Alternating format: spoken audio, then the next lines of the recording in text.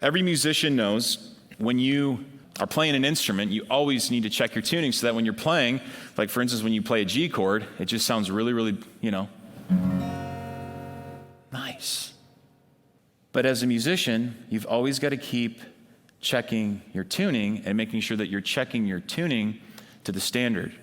So for instance, when you hear the actual standard of a real G tuning guitar, like for instance, sounds great, right? But then when you play it together,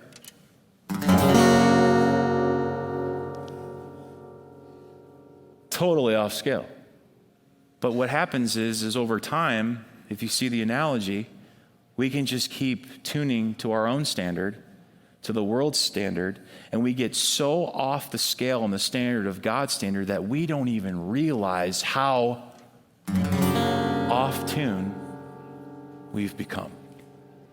And here's the danger, is that if we keep tuning God out in his standard, he will tune you out to his standard as well. And that's the danger. And that's where maybe some of you are at right now in your life. And so here's a question. Where might you need to check your tuning? Where might you have been completely tuning out God's standard and you've just been tuning into the world standard?